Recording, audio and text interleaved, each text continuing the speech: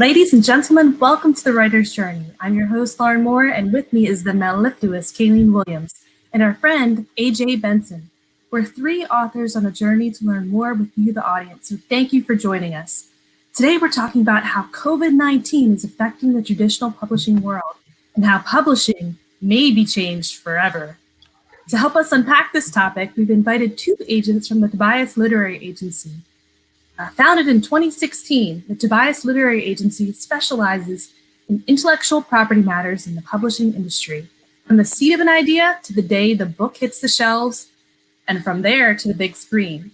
A full-service literary agency headquartered in New York City. Their client roster includes New York Times and USA Today best-selling authors, renowned scientists, historians, Emmy-nominated journalists, celebrities, and pushcart nominees. They take pride in supporting not only their clients' work, but their long-lasting careers. So, without further ado, Maria Rogers and Matt Belford, welcome to the show. Thank you. Hey guys, thanks Happy for to be sharing your time. And I heard you guys did homework to get ready for tonight. Matt did homework. Yeah, It just means you called me out. it just means the answers are going to be even better for you guys. I mean, they're willing to give you the due that's due. I don't know, whatever that means. Well, you guys are ready, and in the chat, we've got folks ready. Rick's here. Shadow, the illustrator's been here for 2 days waiting for this to start. So thank you, Shadow, for your patience. And Jay Clifton Slater, he's here, probably with his ice cream. So welcome to everyone, and let's get started. So Maria and Matt, could you just tell us a little bit about yourselves and how you got into the publishing world? Sure, Matt, do you want to go first? Sure. So I initially got into publishing when I was in college, got an internship with a high school textbook publisher, stayed with them for about a year and a half, 2 years, went to grad school, found out what literary agenting was, and fell in love with the idea of the job. Got a chance to meet some agents, and then from there, just applied to every literary agency that I could until I finally got my foot in the door. And that was about 4 years ago or so, and I've never looked back. Awesome. Maria, how'd you get started? I was looking for a job out of college, and I was kind of just really unsure about what I wanted to get into. And I thought that if I worked in publishing, I would be able to kind of learn about all sorts of different things because, books can transmit so many different kinds of knowledge. And I ended up getting an internship at a publishing house. After that, I got another internship at a literary agency, and it was there that I kind of was taught how the industry works. Mm-hmm. And then I was working as an editorial assistant at W.W. Norton and later as an editor at Scholastic. Until last year when I made the switch to agenting. So I'm a relatively new agent, but I do have some publishing house perspective. And then do you have genres that you're particularly interested in and like to get from prospective clients? Sure. That's a really good question because I think that a lot of agents and a lot of people in publishing really do have their expertise. So I feel like I can speak to some genres, and I do feel like other genres I might not have the most wisdom. So I'm focusing right now on nonfiction, both for adults and for younger audiences. That does mean, I'm interested in journalism, I'm interested in memoir. My background is in more literary fiction, so I can't stay away from that either.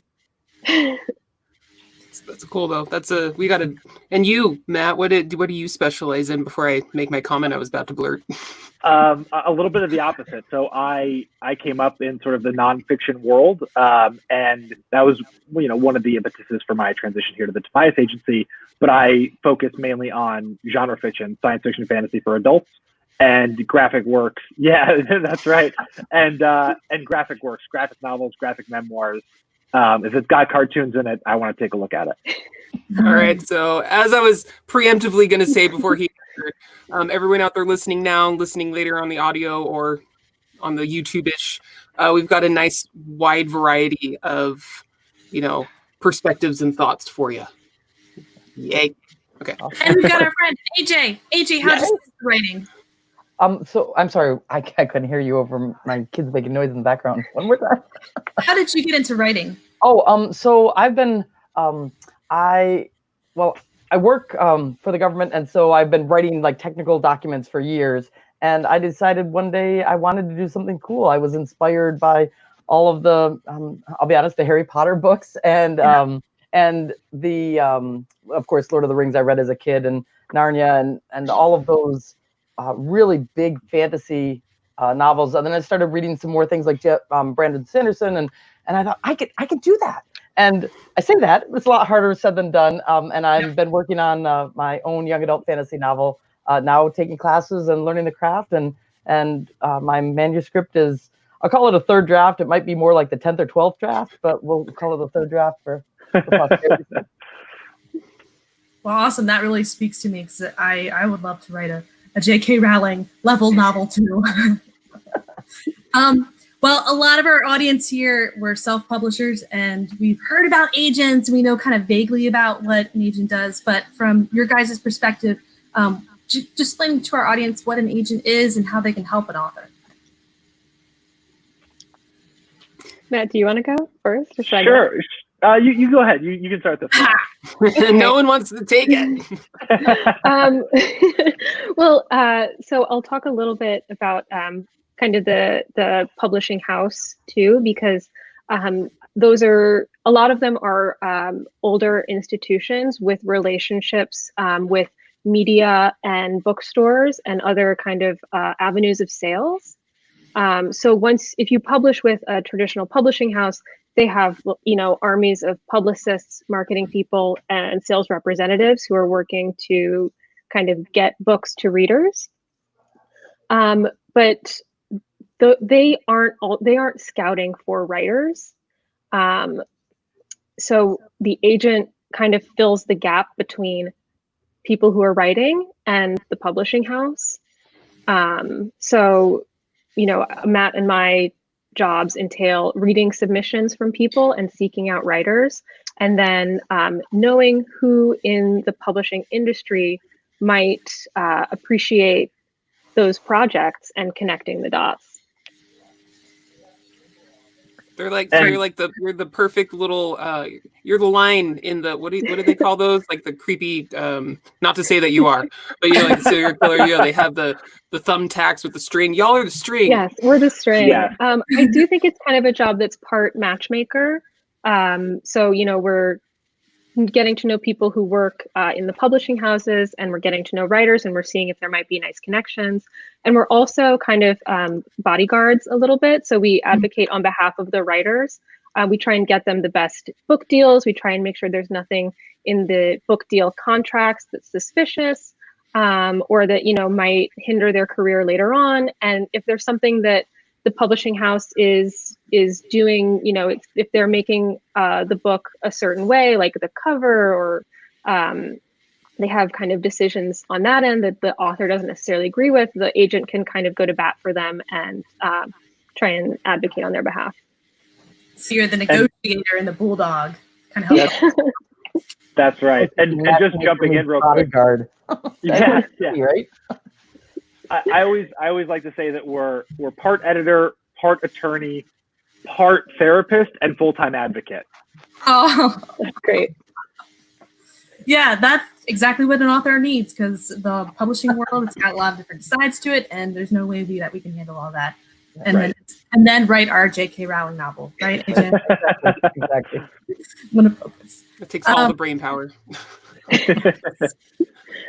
So, in your guys' opinion, from what you've seen in New York with your clients, with the connections that you're making, how has publishing already been changing in the past couple years?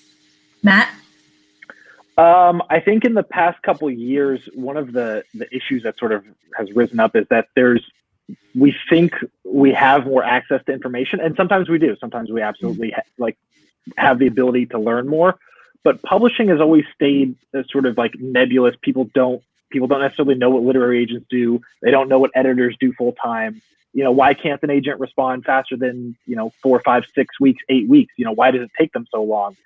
And so I think that's where self-publishing sometimes is an easier thing to gravitate towards, because you get a little bit more of that. Self-gratification is the wrong term for it, but sort of that instant feeling of, yes, I was able to publish my book versus traditional publishing, which can take, if you start querying today, it might take 3-4 years for your book to actually be published.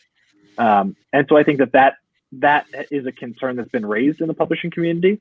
And I don't think we've quite yet found that balance between traditional and self-publishing yet. I think there's still a balance that needs to be found there.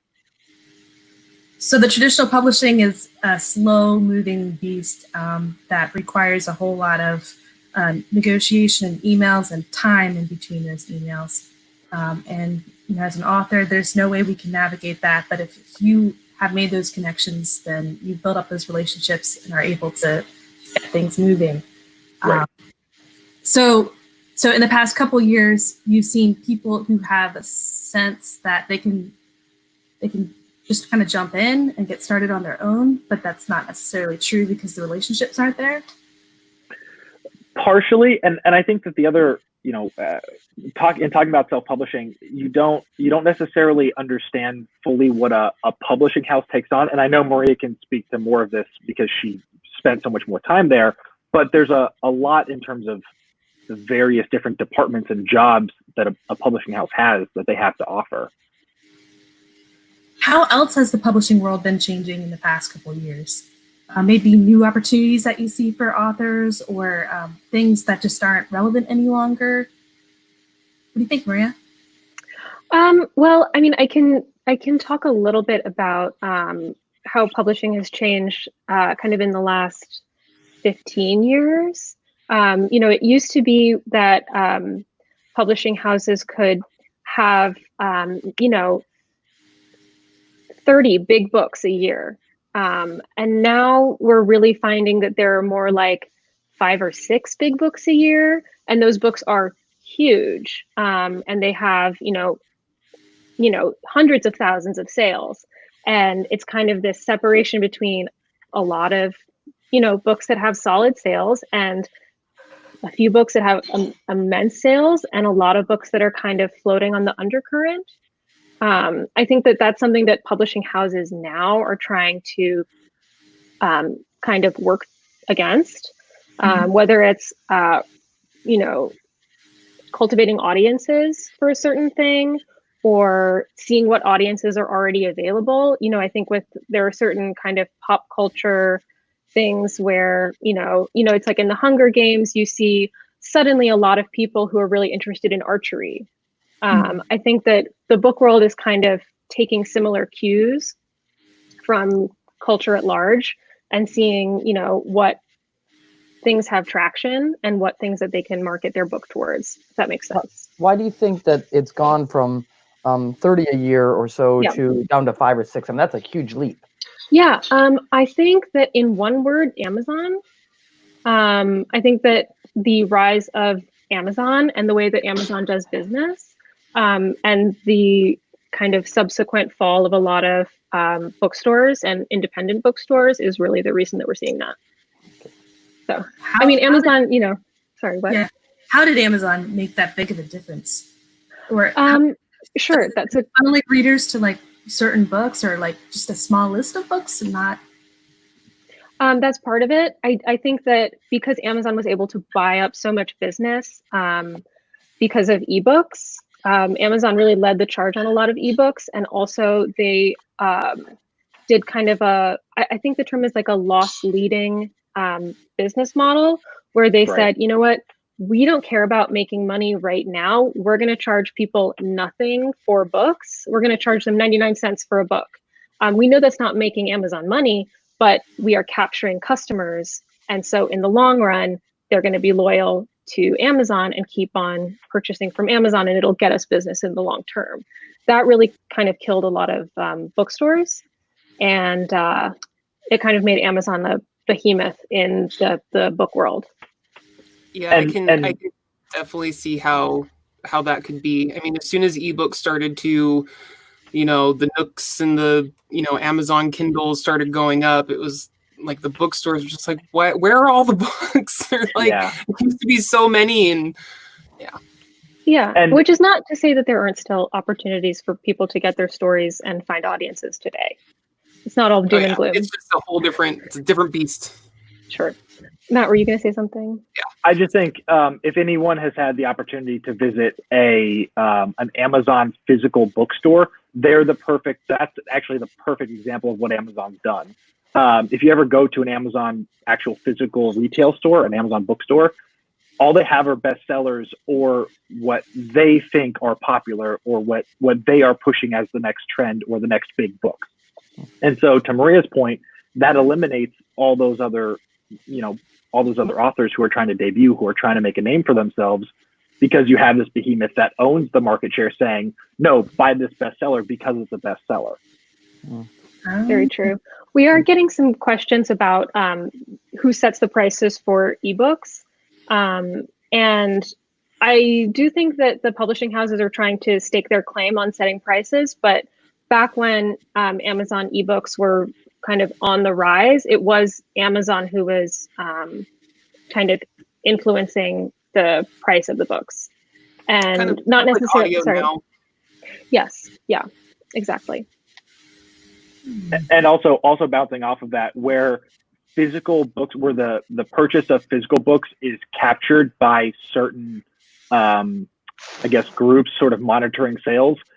Ebooks are not, because they're proprietary, right? Amazon owns Kindle, so they don't have to report what Kindle sales are. That just goes directly to one publisher, whereas I might have access to see what worldwide print sales might be of a certain title. Now, do you see the publishing houses starting to change their strategy with pricing or with marketing to kind of pivot to this new online market? That was dun. I wish that I had more insight into what the marketing departments at publishing houses do. I think it is really vital work. It's a bit of a black box for me right now. I'm not exactly sure what they do or how that industry. Don't worry, man. I'm like right there with the marketing. I'm just like, what? Who? Let me make a pretty ad. That's all I can do. Because each of us self-publishing authors, we're having to figure this out for ourselves, right? Figure that black box out for ourselves. And so you'd think that with the publishing house, to have a lot of people working for them, a lot of experts there, that they'd be able to crack it. But we all kind of want that. I know. I think the other problem is we're all overworked. And to Maria's point, where there's only 5 or 6 blockbuster titles, that unfortunately that's where a lot of time and effort typically gets pushed towards. Mm-hmm. And so then it, maybe becomes a little more rote for those other titles that they've acquired that, maybe that don't have the big name behind them. I kept reading in articles that we haven't had a big bestseller since, I think it's 2016 or 2017. There hasn't been one of those that just kind of took over the year. But I have seen one trend in the past couple of years, more nonfiction books, particularly more political books. We're not going to get into politics, don't worry, guys. But I'm wondering if you're seeing that trend in books that publishers want from you as agents, and submissions coming to you. Is that a trend that actually exists, or is that just perception? You mean more political books overall? Yeah, more nonfiction books, maybe more political books. I think perhaps I'm seeing, people in general might be more engaged in certain aspects of politics. So I could see that, publishers might want to speak to that a little bit, like that specific engagement. I don't necessarily think that, other aspects of politics are any more popular than they have been before. I do think that in general, nonfiction political books, a lot of publishers, like there's a strong, demand for those at certain publishing houses. So I think that demand is pretty steady. Do you see any changes coming in genre? And I'm sorry, I'm gonna slip into the COVID question, right? As we're all in lockdown, we're globally, and we've got tons of authors at least attempting to sit at home and write. Sometimes it's a little harder than it sounds. But do you think people are going to be looking to read something different? Right, things, are they going to be looking for something that's more uplifting, or are we going to see a lot more books on pandemics, or will people want escapism where sci-fi and fantasy, right, kind of take off again? That's my hope. But really want to hear what you think. I'm right? with you. Yeah, I think that's pretty spot on. I have talked to a bunch of editors who, are like agents, I bet, receiving a lot of things that are trying to market themselves as, COVID adjacent. And many editors aren't really interested in that right now. They're being hit over the head with it, as we all are day in and day out. And I think that there are editors out there who are looking for something that's going to take their attention off of the pandemic. And I hope think that's sci-fi and fantasy. I agree. And I think that the problem is publishing moves slowly. So, I think there will be a huge wave of the more sort of happy ending escapism that I know I love dearly, but it'll take a little bit of time to really get there and to see that wave of things. Bringing that up, that publishing, moves slowly. The indie author community, I mean, they move like a rabid Tyrannosaurus Rex being chased by a pack of hyenas with chainsaws and flamethrowers. That's like, to go all the books all at once. For, the trad houses and all that, how do you feel like as the agents kind of navigating those lanes, how are you kind of handling or see them handling, this influx that the indies have created in the publishing world? Or do you see any, I guess, ways that they might change their old tried and true to, keep up, I guess? Or do they care?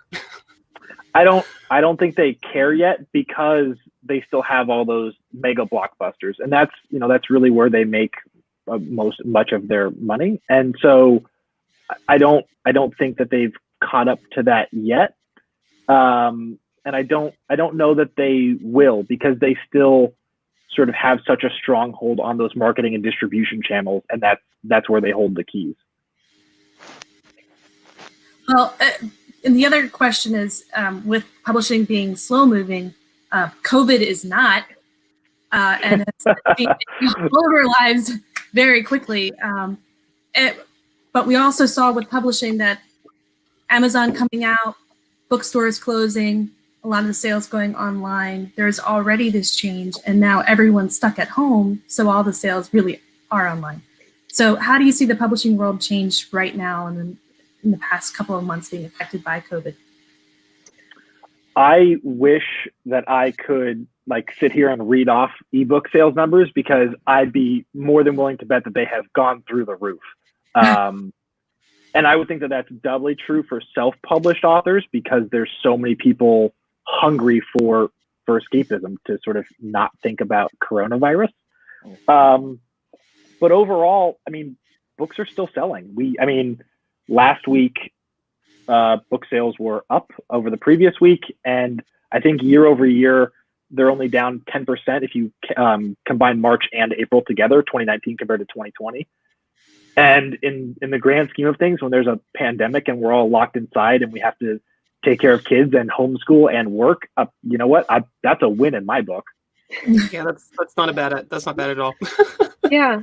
I will say, a lot of publishing houses are owned by larger corporations. And I think that means that publishing houses financially are each a little different. Their finances are, I think that some have more liquidity and some, aren't really as prepared for a pandemic as others. So there are certain publishing houses who I think are struggling a little bit or are a little worried about finances and are kind of like, whoa, let's pump the brakes. But I think other publishing houses are saying, you know what, it takes 18 months for a book to get out there anyway. We gotta keep on moving. So people are still out there writing, people are still out there reading. Everything. So has the world of agents changed at all in this process, right? As you just said, it takes 18 months. So are your slush piles getting deeper? Are they getting leaner? Are you seeing something? Has it changed for you at all? I think that authors that I'm working with now are getting back to me faster because they can just give them a lot of time to it. Yeah. I wish that I had been agenting for a little bit longer, because I think for me, month to month, it kind of feels a little different. Lately, though, I've been getting some really great submissions that are not related directly to COVID, and I'm thrilled with that. So everybody keep on keeping on out there. On my end, I do feel like over the last month, I'd say that queries have slowed down. But I think that that's going to change in 2 more months. I think that the last month, we all got sent home and we're told to stay at home for so long that there's an adjustment period. And I think that it's going to take people some time to sort of get their bearings and get back into routines and get back to writing. And then I hope that I'm flooded with queries again sooner rather than later. But then what about on the other end, on the publishing houses accepting authors side? Is that the same, or have the numbers changed at all? So I'll go back to my numbers on this one. Yeah. Deals in April are down 8% from last April, according to Publishers Marketplace, which is sort of like an internal board. And this is a direct quote from their website. But last April was, quote, an unusually busy month. So no, I don't think that things are slowing down. But I think things are taking slightly longer than they used to. Mm-hmm. From what I'm hearing, almost feels like, they take, upwards of 18 months or longer for, just this one book, for all the marketing, get that all set up. And they're already like mid the books they're going to be releasing, in the time. So it's like, okay, well, all this is happening, but, we're already set. So let's just keep going. I think that might be why there's not much of a change as far as, like right now, for at least the big houses, because they're already set for the most part. It might be the following year is where things might really change for them, depending on how their own launches go and how people respond, I think. Right. Yeah. Are advances and things still looking like they were pre-COVID? As you're making offers, they're kind of the same numbers and same expectations? Yeah, I think so. I know that, some agents here at Tobias have made some deals that they're really happy with lately. We have from other agents, especially when kind of stuff hit the fan, I think that there were some editors who were like, whoa, I'm so sorry. Like, we need to take a time out. But I do think that is probably more the exception than the rule. Well, hopefully changing your workflow from being at the office to now being online. Most of us have had at least a month to figure out how to do that. So right. The time lag it'll start to settle down, and that workflow will become natural again. Maybe even better. Who knows? Yeah. Do you see any changes that might be long term for the publishing industry as a result of this? And it might depend on how long COVID sticks around, which we don't know, right? Right. But do you see any possibility of a permanent change to the industry because of this? Because of more online sales, or even having to work from home? Anything like that. We're looking for the water cooler chat. I think that, I think with ebooks, it actually can solve a lot of problems that publishing houses might have had, because, when I was at Scholastic, a lot of some of the books that I was working on entailed kind of really important supply chains. And so I think that they're experiencing some supply chain issues because of everyone being on lockdown. Because actually a lot of books are printed in China and get materials from China. But I think that with ebooks, it kind of mitigates that issue. Are they looking for new sources for printing? Again, I feel like right now I'm like, oh, that's not my problem. That's their worry. So hopefully, I was going to say that, hopefully. Yeah. And I know of a lot of printers here in the U.S. and Canada, but they are more expensive even when you like put in shipping costs and all that. And I know that there's printers in Italy too, but everywhere is affected by this. So it's kind of hard to say at this moment because it's worldwide. It's not just stuck in one nation or one country. That is true. We are all in this together. Yay! All right. Well, speaking of being in it together, we have lots of questions from the audience that we prepared ahead of time. But first, we have the book spotlight of the week. Eileen, all right. This week's spotlight is on A Reign of Fire by our very own Ralph Kern. War has come to the galaxy. The dark forces of the Neo-Hegemony strike, sweeping across the worlds of the Arcadian sector and crushing all in their path. One system stands against the onslaught, the kingdom of New Avalon. But the men and women of their expeditionary, oh my goodness, that word, forces, are trapped behind enemy lines on a besieged planet. Losing those troops will lose the war. Their only hope? A last-ditch rescue mission led by Captain Hal Cutter and his battleship, Achilles. Beset on all sides by lethal enemy warships, he must lead a ragtag fleet of naval and civilian vessels across hegemony-held space to save the beleaguered kingdom soldiers. In the skies and orbit, Lieutenant Jason Rick Richards and the untested pilots of Viper Squadron clash in a furious battle for supremacy against elite enemy fighters. And on the ground, Private Patrick Wink Gobble and his platoon must hold the line against a ruthless commander and her overwhelming force of battle-tested mechs until salvation arrives. All will play their part in this desperate struggle for survival against impossible odds. The Great War has begun. Read the epic new military science fiction series from Ralph Kern, the best-selling author of the Locust series.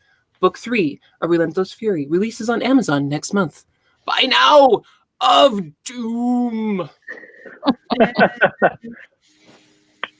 Yay. I love those. Those are fun. Right on.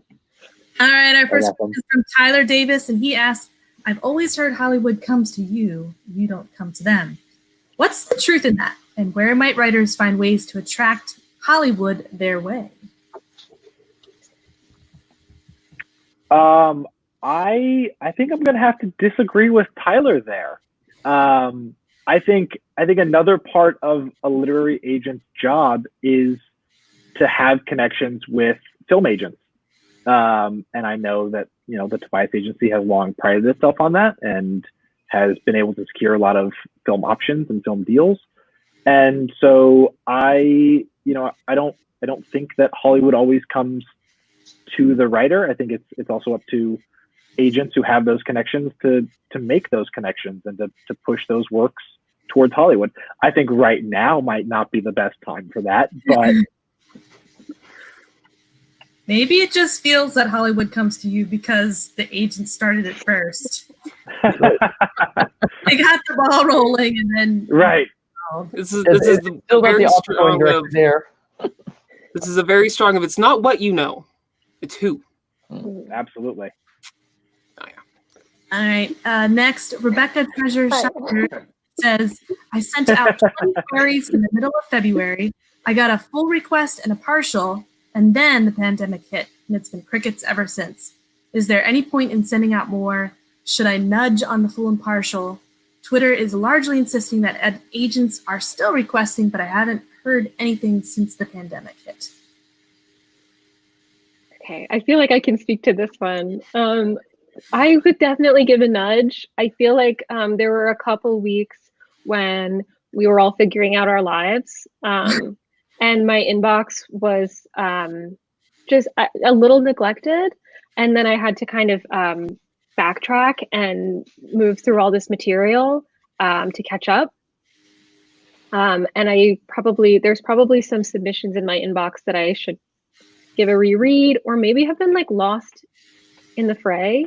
I know this is true for editors as well, especially editors who have children, that now they are home with their kids and are parenting and trying to work. It's been a big old mess. So give a nudge. I think that is definitely something that, they should do. Yeah, it's definitely worth it. Did you forget about me in the pandemic? I'm over here. Precisely. What would a nudge look like in email form? Like 1 sentence, 2 sentence, something like that? Yeah. Something not rude. Like, hey, I sent you X thing around yay time. Haven't heard from you since you X thing. Right. Just Human saying to hi. human. What's up? Human to human. I know it's been crazy. Yeah. I sent this to you. I would love it if, you could take a look sometime in the next few weeks and get back to me. That would be great. Thanks. Goodbye. Works for me. I like the few weeks part. That's realistic, and it sets expectations that we can meet. We're all people at the end of the day. That's right. Another friend asks, is it worth submitting work right now to agents, or do they anticipate everything being put on hold for a long time? If it's books, screenplays, I don't know that world quite as well, but books, send them along. Proposals, hell yeah. Yeah, proposals, manuscripts. I want to take a look. Which kind of books do you get most excited about? I know we kind of already touched on that a little bit, but the Tobias Agency, what submissions are you really looking for? Matt, you'll go first. Well, I think that's one of the sort of nice things about the Tobias Agency, because we're a small but mighty team. We all get to sort of look in different genres. So the science fiction, the fantasy stuff for adults, I love it. Send me the epics about dragons, send me the space operas. I want to read them all. Send me some of the speculative fiction stuff. Maria can talk more about what she's looking for, but it's hard to say that there's any one particular thing that I'm looking for above anything else. I just want to fall in love with the story. So you guys definitely have a well-rounded, I guess, array of agents that each kind of specialize in their own thing. You just need to find that right agent.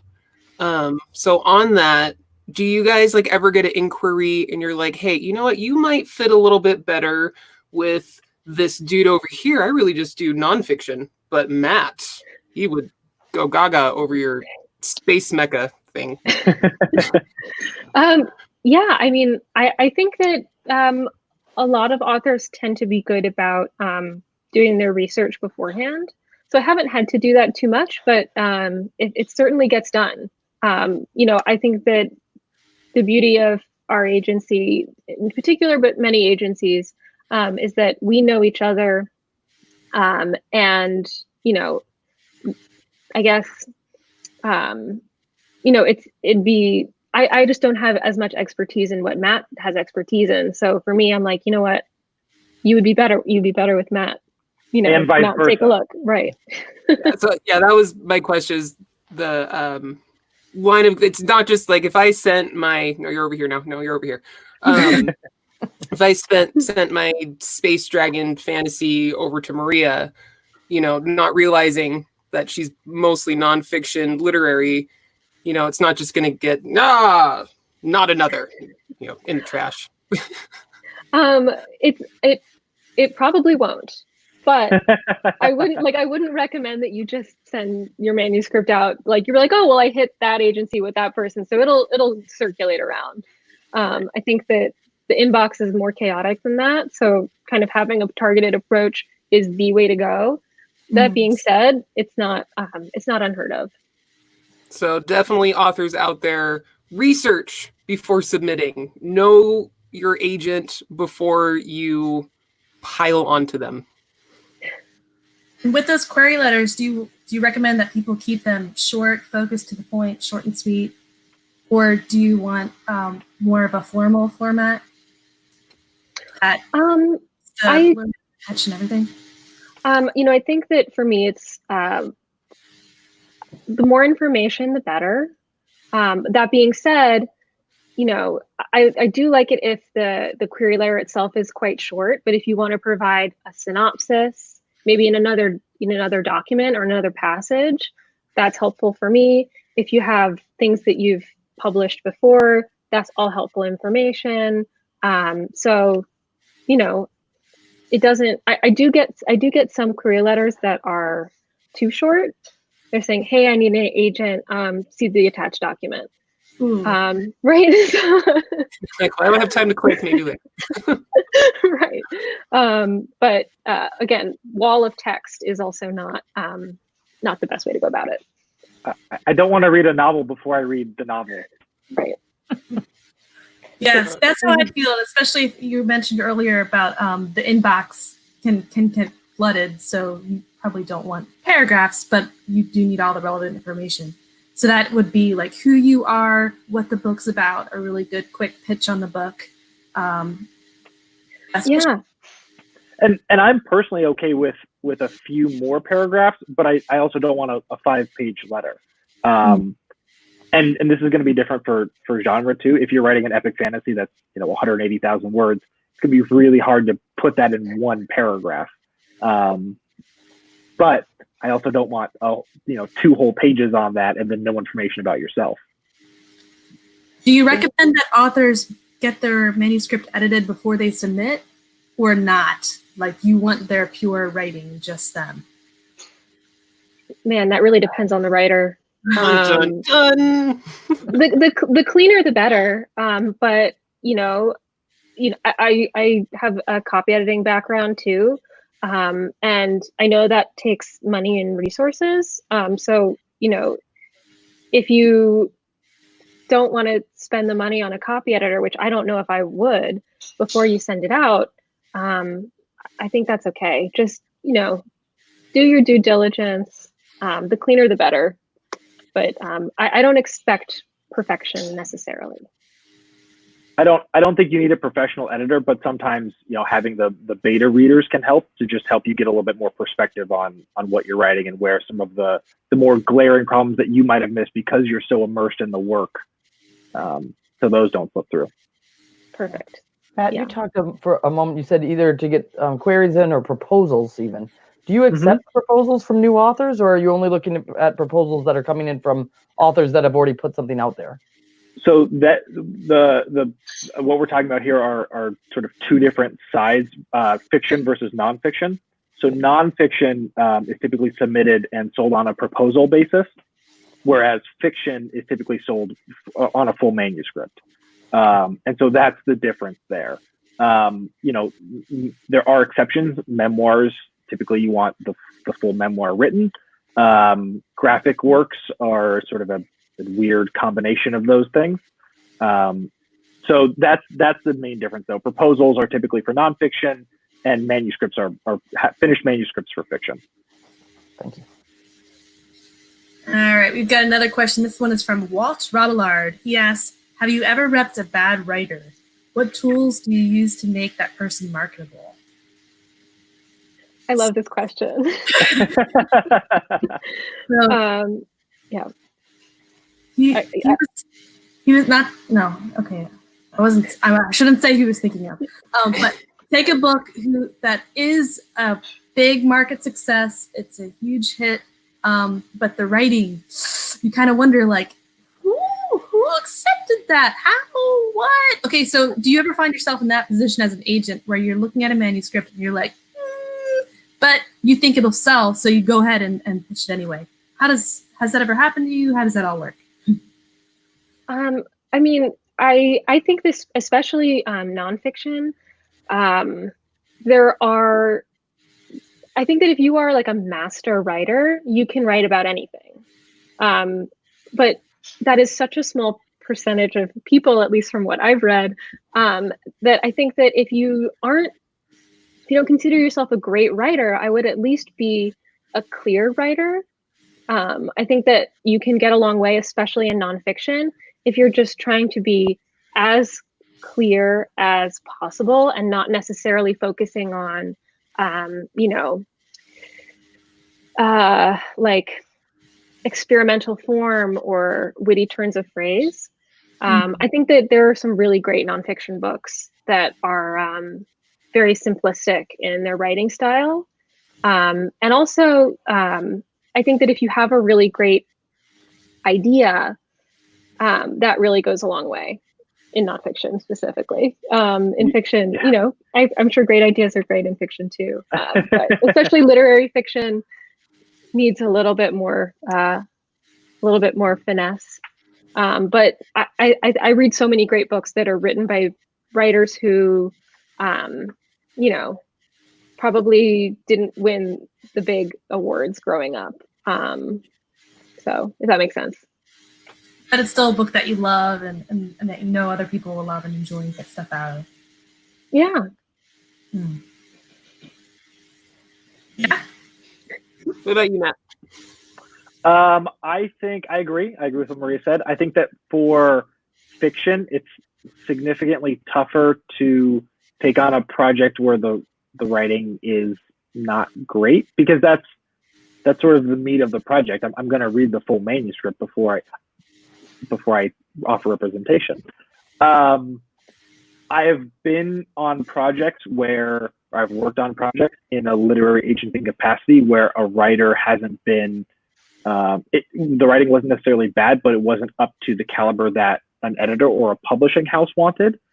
And again, that's what I'm talking about is only in nonfiction, not in the fiction world. So with those books, that's typically when either a ghostwriter or another writer has to come in and sort of really help out and really do a lot of work to make it in a saleable form that everyone is happy with. It can be done.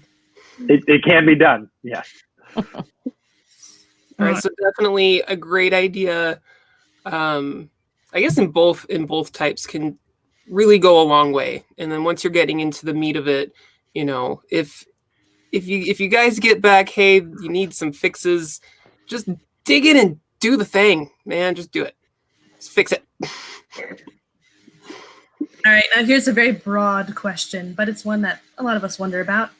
So I've got a finished manuscript. It's my first one. Should I go indie and self-publish my own book, or should I try that traditional published route? Ooh, the ever preferably question. And the one everyone wants the answer to. Well, I think you're going to get biased answers from the two literary agents here who work in the traditional publishing world. That's why we have you on the show tonight. I mean, I'm of the opinion that it's really about what the author wants. If they just want to, get the book into the world as fast as possible or on their own terms or whatever, just self-publish it. I think that the traditional publishing house kind of offers, a storied history or, literary clout, or, the ability to be, up for awards, among other things. But it's not, if you are a writer who loves to write, then you're a writer who loves to write, and you're no less a writer if you don't get it traditionally published. So, I mean, if you're trying to make a career out of writing, it's probably, there's probably more money in going with a traditional publishing house. But that's not why we all write necessarily. So we definitely have to look within and say, what is my mountain and where do I want to climb? Yeah. I do think it pays to be, savvy with knowing your audience if you're going to go traditional or if you're going to go self-publishing, which is really the name of the game. I think trying to get people's attention is kind of what our current digital economy is built on. So hard. It's so hard. But when we were talking earlier about what publishing houses are doing to kind of get a new audience or get more readers, or adapt to a changing economic landscape, I do think that we're looking at kind of more social media. I remember getting an email from a marketing associate who was saying that he saw a big uptick in one book's sales because a YouTuber reviewed it on her YouTube site. Yeah. And I was like, whoa, I'm not, when I was working in editorial, I wasn't, scouting out YouTubers to get in contact with, but definitely something to consider. And, you can do that in a traditional publishing house, or you can try and do that as a self-published author. So Lauren, when my book's done, will you do a review for me? Wait, what? Yeah. I just said when my book's done, will you do a review for me? I'll take a look. Now you mentioned knowing your genre. I know that a lot of indies write in like very niche genre that we keep hearing that a big publishing house wouldn't be interested in. I've heard not interested in lit RPG, maybe in military science fiction, but we know there's a big market for those. We're writing to them, and we've got readers. Is that true? Is that changing? I think that was a truer statement 20 or 30 years ago. Oh, wow. Okay. I think that more and more that's becoming not the case. I mean, I know of, I can think right off the top of my head, a big military science fiction book that was published last month. Or, like talking about tabletop RPGs or, books about those. I'm looking on my shelf right now and I've got at least a half dozen that I know and love and that are dear to me. So I think that absolutely was the case, but I think that as, let's, blame it on social media or blame it on the internet or whatever you want to, but there's been, to steal the phrase from a different article, a gentrification of geekdom. And we're all open nerds now in some way, shape, or form. So it makes it a little bit easier to find those places. And again, that's if you are choosing to go the traditional publishing route, that's a literary agent's job. It's our job to know who those people are to connect you as a writer. So what you're saying is if someone is sitting on a really great military science fiction novel, or say a zombie novel that's sort of like written like The Things They Carried, but with zombies, send it your way. You'd love to read that? That's what I'm hearing? That's right. Send it over. Matt at thetobiasagency.com, just in case you need it. Yes. Nice. All right. Ben Stevens asks, we know that most literary agents won't accept manuscripts that have been previously self-published. But are there agents who accept queries for screenplay adaptations of those same works? I wish I knew this. Yeah. Say there's a big, let's stick with military science fiction series that's doing really well. It's already been published for the past 5 years or something, but they want to pitch it to Netflix. So they go ahead and write a screenplay adaptation. Would you accept a query for something like that, a screenplay? I think what you're looking for there is a film agent or a book to film agent, not necessarily a literary agent per se. So even in the agent world, there are different levels, sections. Well, many. The people, the two that I just mentioned, those are folks that work in Hollywood. Those aren't us, like Maria and I, who are literary agents. Those are like film scouts or like film agents. So those would be the people you would want to look for. Although I will say that there are quite a few literary agents who handle sub rights for authors. So that may be another avenue that you're looking for. Here's a follow-up question. Streaming media is not only huge, but it's getting bigger.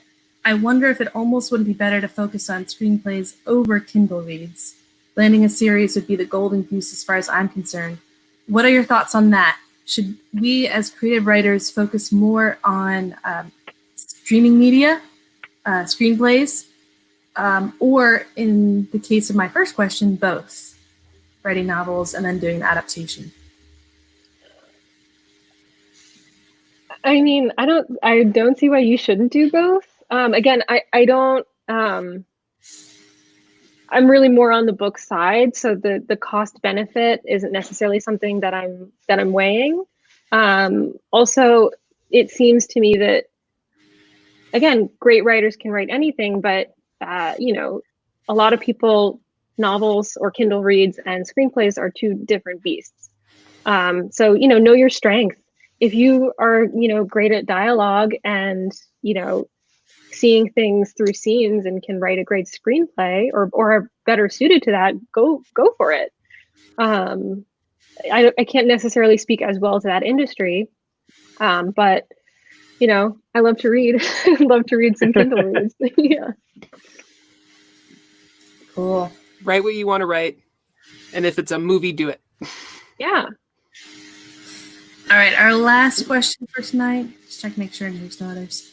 Jeff Haskell asks, does the agency find film deals, or do authors go to an agency after they've secured one? That can go either way, but it's our job to represent a project, and that includes selling the film rights or at least connecting an author to a film agent to sell those sub rights. Mm-hmm. And then again, are those deals kind of like slowing down right now because Hollywood can't actually film?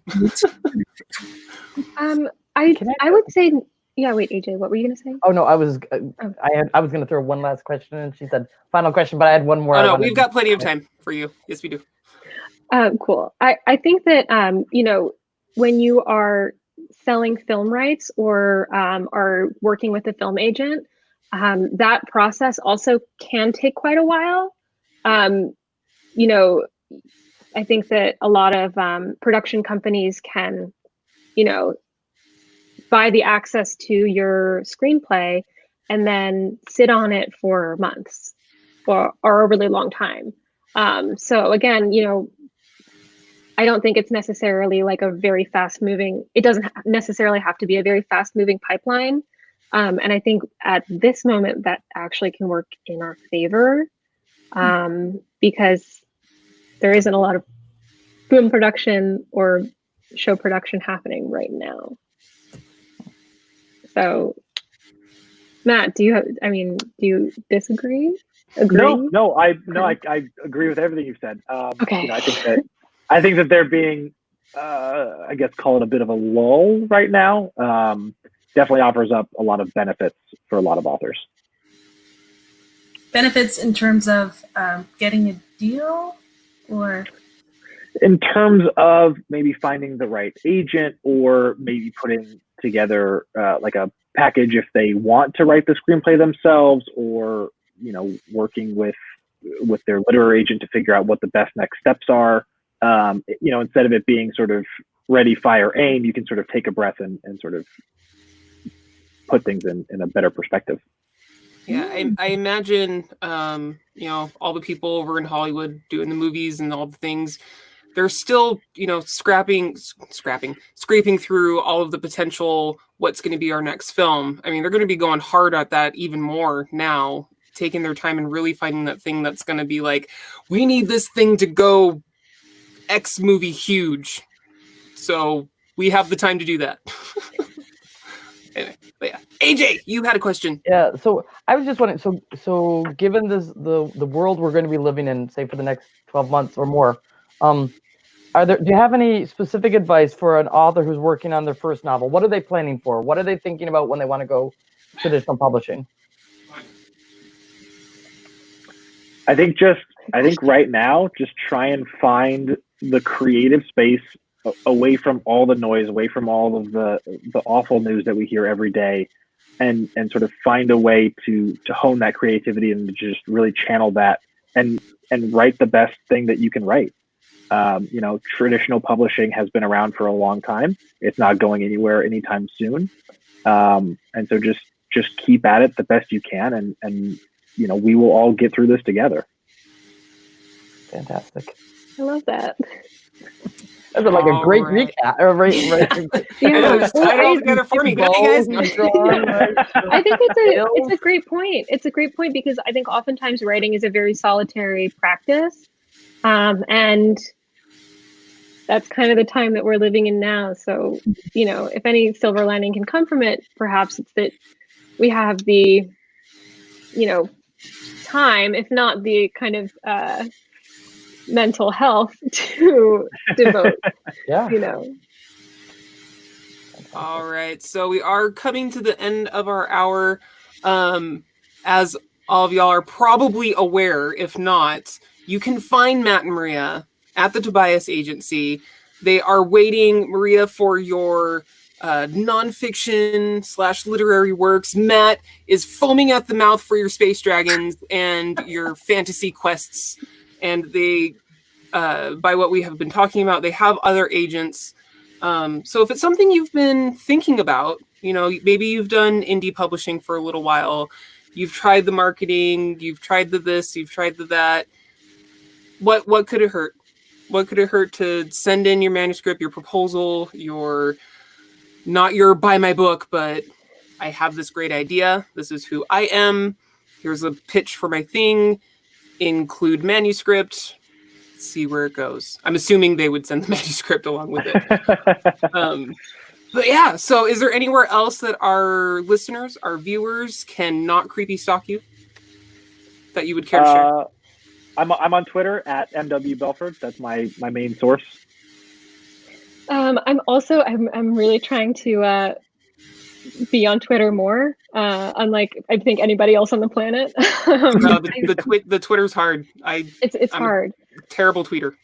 And I guess let me see if I can find my username. I think I changed it recently to let's see. I think maybe just email me. All right, find her, Maria Rogers, Matt Belford, and AJ Benson. Thank you all for joining us on the Writer's Journey tonight. Make sure everybody who's listening, viewing, all of that, if you're listening on the audio Podbean, need to get your butts over here to live. That's where all the shenanigans happen.